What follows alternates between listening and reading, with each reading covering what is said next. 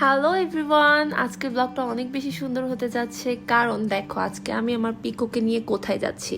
পিকো না সব সময় এই বাইরে নিয়ে ওকে বের হইলে ও এত বেশি এক্সাইটেড থাকে, ও সব কিছু ঘুরে ঘুরে ঘুরে ঘুরে দেখে চারি সাইডে কি হচ্ছে।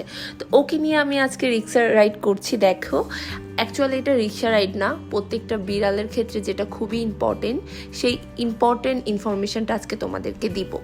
বিড়ালের ক্ষেত্রে ডিওয়ার্মিং করানোটা খুবই বেশি ইম্পর্টেন্ট। ডিওয়ার্মিং মিন্স হচ্ছে কৃমির ওষুধ খাওয়ানো।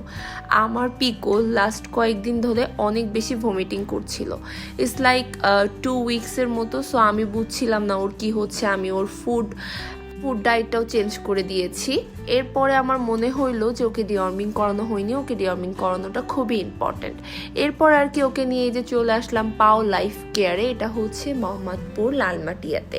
তো অ্যাজ ইউজুয়াল ও বাইরে আসলে অনেক বেশি শান্ত হয়ে বসে থাকে, মানে ওর মতো শান্ত বাচ্চা হয় না।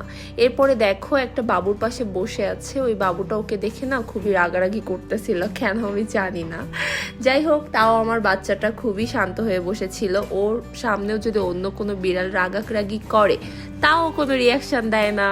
এই আর কি, ওই যে ওকে কৃমির ওষুধ খাওয়ানো হলো, তারপর আর কি বাইরে তো মারাত্মক গরম। বাইরে থেকে কৃমির ওষুধ খাওয়িয়ে নিয়ে এসে বাসায় এসে সে যে এত কিউট করে একটা ঘুম দিয়েছে, মাশাল্লাহ। সবাই আমার পিকোর জন্য অনেক অনেক অনেক বেশি প্রে করবা। টেক কেয়ার, বাবা, আল্লাহ হাফিজ।